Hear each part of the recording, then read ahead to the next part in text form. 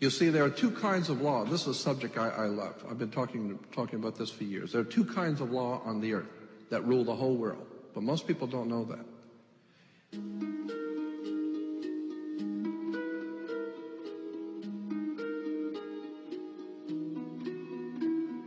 All over the world, all governments are ruled by what is called civil law. Civil law goes back to a Latin word, civili, which goes back to the word illy. Oh, God, I mean, you could go on for hours on this stuff. Civil law, which is called, in all countries, the law of the land. So you'll say, well, you can't do that because that's against the law of the land. The law of the land is civil law, Roman civil law, the law of the land.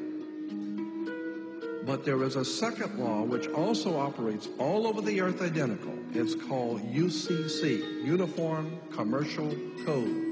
That is the law of God in the world of business. I don't care if you're in Japan, in Africa, in China, in Istanbul, Turkey. If you have a company, if you have a corporation, if you are doing business where you buy and sell and make money, you are operating on this earth under something called UCC, Uniform Commercial Code. Because if all countries worked on a different commercial code, then nobody could do business with anybody. You couldn't trust Japan to pay you. Japan couldn't trust America to pay them for the cars, because everybody has their own laws. Under the Caesars of Rome, they established under Caesar that all nations in the empire that do business, everybody plays on a level field. If you do business in Africa with China, you pay them. And if Africa does business with American companies, you pay them. You pay whatever it is you're doing business. You don't mess around. The most severe law in this world is called UCC, Uniform Commercial Code. It's the Bible of business on the earth. Uniform Commercial Code. Uniform Commercial Code is based directly on Vatican canon law, on the Roman canon law. Consequently, when a ship pulls into port, it pulls in and stops, and it's called in its berth. The ship is now in its berth. Because it is on the law of the high seas, or commercial maritime, UCC commercial law rules the seas. So when the ship pulls into its berth, the first thing the captain must do is to present a certificate of manifest to the port authorities, which means that the port authorities need to know how much is on this ship that you're bringing into our country and our economy. How many TVs, how many cars, whatever you're bringing, how much are you bringing into our economy?